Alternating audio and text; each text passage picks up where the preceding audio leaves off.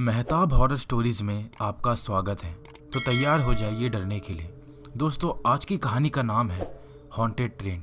तो चलिए कहानी को शुरू करते हैं। रवि प्लेटफॉर्म पर अपनी टीटी की नौकरी के दौरान प्लेटफॉर्म पर बैठा हुआ था।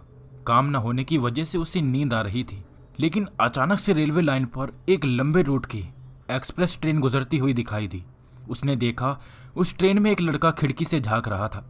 इस दृश्य को देखकर रवि बहुत ज्यादा अचंभित हुआ, क्योंकि वह ट्रेन पूरी तरह से खाली थी और उस ट्रेन में एक भी पैसेंजर नहीं बैठा था। उसे बहुत ज्यादा डर सताने लगा था कि कहीं वह लड़का किसी दूसरे स्टेशन से तो नहीं चढ़ गया। अब रवि बहुत ज्यादा परेशान होने लगा। उस छोटे से लड़के के बारे में सोच सोचकर उसका दिमाग और ज्यादा टेंशन में होता जा रहा था। उसने इसके बारे में स्टेशन मास्टर को बताया। स्टेशन मास्टर ने कहा कि इसमें चौंकने वाली कौन सी बात है, ये ट्रेन तो खाली जाती है, इसमें कोई पैसेंजर नहीं होता, और तुमने एक लड़के को देखने की बात कही, जरूर तुम्हें कोई भ्रम हुआ होगा। उस स्टेशन मास्टर ने कहा कि अब तो ये ट्रेन 80 किलोमीटर दूर एक स्टेशन पर रुकी होगी। मैं उस स्टेशन के मास्टर से कह देता हूँ तो वह उस ट्रेन की अच्छे से छानबीन करवा लेगा। लेकिन कहीं ना कहीं रवि इस बात से परेशान था कि उस छोटे से लड़के को मैंने इस ट्रेन में जाते हुए देखा था, कहीं वह खो न जाए। वह किसी भी बात की परवाह न करते हुए अपनी मोटरसाइकिल उठाकर उसी स्टेशन पर ट्रेन को पकड़ने के लिए चला जाता है। वह फुल स्पीड में अपनी मोटरसाइकिल दौड़ाता है और उस स्टेशन के पास उस गाड़ी तक पहुंच जाता है। रवि उस स्टेशन पर आने के बाद उस गाड़ी में देखता है कि लड़का अभी भी उस खिड़की से झांक रहा है। रवि बिना सोचे और बिना देर किए उस बोगी में चढ़ जाता है। वह जब अंदर पहुंचता है तो देखता है कि वहां कोई लड़का दिखाई नहीं दे रहा। इतने में रवि अचंभित हो जाता है और ट्रेन की बोगी से बाहर उतरता है। बाहर उतर के फिर वह खिड़की पर देखता है तो वह लड़का उससे फिर दिखाई देता है, लेकिन फिर वह बोगी के अंदर देखता है तो लड़का फिर गायब हो जाता है। अब तो रवि बहुत ज़्यादा डर जाता है कि मैं जब ट्रेन के बाहर से देखता हूँ तो वह लड़का मुझे दिखाई देता है, लेकिन बोगी के अंदर जाते ही वह लड़का गायब हो जाता है। ऐसा क्यों हो रहा है? रवि ट्रेन की बोगी में चढ़ जाता है। जैसे ही वह ऊपर चढ़ता है तभी बोगी का दरवाज़ा अपने आप बंद हो जाता है और अंदर जाने के बाद रवि उस लड़के को ढूंढता है। लड़का उसे ऊपर वाली सीट पर दिखाई देता है। वह लड़का रो रहा होता है और रवि से कहता है, तुम यहाँ मत आओ और यहाँ से निकल जाओ। रवि वहाँ पर खड़े होकर उस लड़के की बातें सुन रहा था कि तभी अचानक से ऐसा लगता है कि रवि को किसी ने पीछे से खींचा है। रवि अपने पीछे देखता है तो उसे कोई दिखाई नहीं देता। अब यहाँ पर रवि बहुत ज़्यादा डर जाता है। रवि को वहाँ पर दूर तक खींचते हुए कोई तो लेकर जाता है, परंतु रवि को कुछ भी दिखाई नहीं देता। रवि जल्दी से आन फान में दरवाजे की तरफ भागता है, लेकिन दरवाजे बंद होने की वजह से वह बाहर नहीं जा पाता और वहीं पर दरवाजे के पास नीचे गिर जाता है। जब रवि देखता है कि वहाँ पर उसके शरीर को कोई नोच रहा है, परंतु उसे कोई दिखाई नहीं देता। रवि के पूरे शरीर पर बहुत ज़्यादा खरोंचें आ गई हैं और उसके शरीर से खून भी बह रहा है। रवि इस दृश्य को देखकर बहुत डर जाता है, परंतु वहाँ उसे कोई दिखाई नहीं देता। तभी उसे सामने वह लड़का नजर आता है। वह लड़का रवि से कहता है कि तुम यहाँ से चले जाओ वरना तुम मारे जाओगे। लड़का इतना ही कह पाया कि इतने में ही रवि बेहोश हो जाता है। कुछ देर बाद रवि को होश आता है तो वह अपने आप को ट्रेन के टॉयलेट में पाता है और जैसे ही उसकी नज़र टॉयलेट की शीशे पर पड़ती है तो उसमें खून से लिखा होता है। रवि जब उसे पढ़ता है तो उसमें लिखा रहता है कि इस बार तो मैंने तुम्हारी जान बचा ली, पर अगली बार तुम्हारी जान नहीं बचा पाऊंगी। रवि ये सब देखकर बहुत ज़्यादा डर जाता है।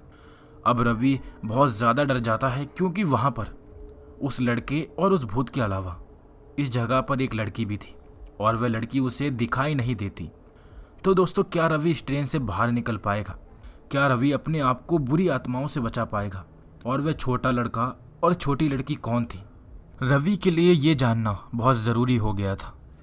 रवि जद्दोजहद करके बोगी के दरवाजे को खोलने में सफल हो जाता है और चलती ट्रेन से वह स्टेशन पर कूद जाता है। ऐसा करने से उसके हाथ पैरों में चोट आ जाती है और वह वहीं पर बेहोश हो जाता है। रवि को जब होश आता है तब वह अपने आप को एक हॉस्पिटल में लेटा हुआ पाता है। डॉक्टर उसको बताते हैं कि तुम स्टेशन पर पड़े हुए मिले थे और तुम्हारे शरीर पर बहुत चोटें आई थी, इसलिए हमने तुम्हें इस हॉस्पिटल में इलाज के लिए पहुंचवाया। रवि ट्रेन के बारे में डॉक्टर से पूछता है कि डॉक्टर, मैं तो ट्रेन से बाहर कूदा था, तो उस ट्रेन का क्या हुआ? उस ट्रेन में एक बच्चा और एक लड़की थी, उन दोनों का क्या हुआ डॉक्टर? डॉक्टर बताता है कि उस ट्रेन की जांच की जा रही है, परंतु उसमें कोई लड़का लड़की नजर नहीं आए। रवि डॉक्टर की बात को सुनकर अचंभित होता है, क्योंकि कल मेरा सामना एक लड़का और एक लड़की से हुआ था और साथ में उसमें एक साई से भी हुआ था, परंतु डॉक्टर ये बात क्यों कह रहे हैं कि उसमें कोई था ही नहीं। कुछ दिनों बाद रवि अपने काम पर वापस आ जाता है, मगर उसके दिमाग में कई सवाल चलते रहते हैं। इस ट्रेन में अक्सर उन दोनों बच्चों को कोई देख क्यों नहीं पा रहा। जब मैं इस ट्रेन में चढ़ा तो वो दोनों बच्चे मुझे दिखाई दिए, परंतु पुलिस को क्यों नहीं दिखाई दिए।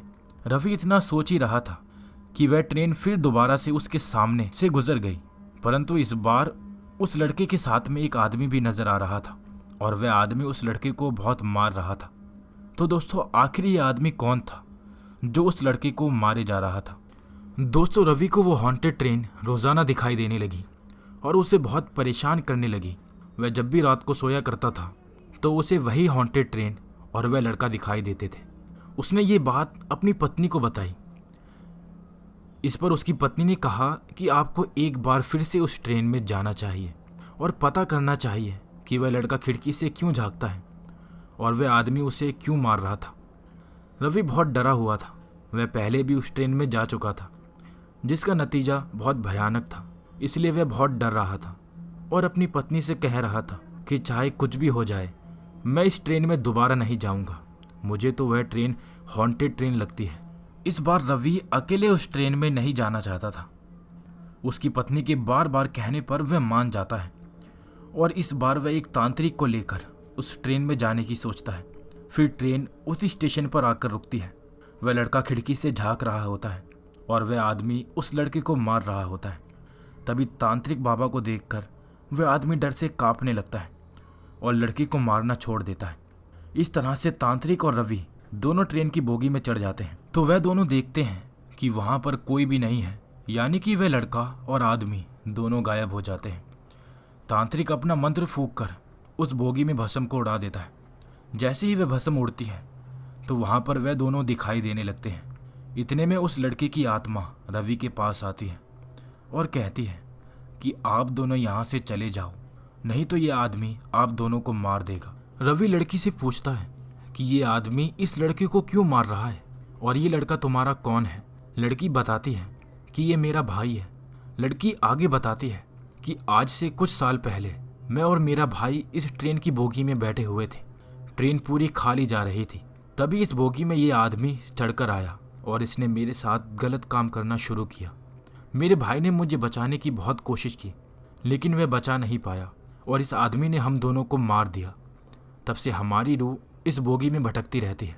रवि ने उस बाबा से कहा कि हमें बहुत जल्दी करके इन दोनों बच्चों को उस आदमी से बचाना होगा। इतने में तांत्रिक मंत्र फूंकने लगता है, लेकिन उस आदमी की आत्मा तांत्रिक पर हमला कर देती है। तांत्रिक एकदम से दूसरी तरफ गिर जाता है और वहीं पर बेहोश हो जाता है।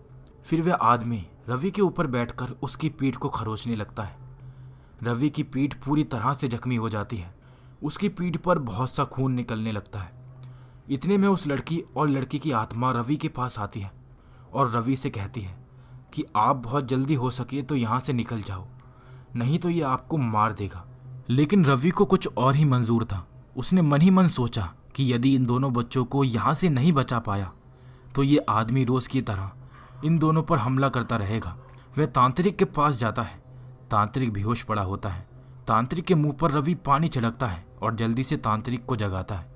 तांत्रिक अपनी पूरी शक्ति से मंत्रों का जाप करने लगता है। उसके पास एक काले रंग की गुड़िया होती है। वह अपने मंत्रों की शक्ति से उस आदमी की आत्मा को अपनी इस गुड़िया के अंदर कैद कर लेता है और उस पर काला धागा लपेटकर अपनी झोली में रख लेता है। उस आदमी के कैद होते ही दोनों बच्चों की आत्माएं भी उस बोगी से मुक्त हो जाती हैं और वह दोनों बच्चे रवि का शुक्रिया अदा करके उस बोगी से हमेशा के लिए चले जाते हैं। और इस तरह से रवि ने दोनों बच्चों की आत्माओं को उस आदमी से मुक्त करा दिया। दोस्तों, आज की कहानी का अंत यहीं हो जाता है और अगर आपने अभी तक हमारा चैनल सब्सक्राइब नहीं किया है तो सब्सक्राइब कर लें। मैं अभी लेता हूँ आपसे अलविदा। मिलेंगे एक और नई डरा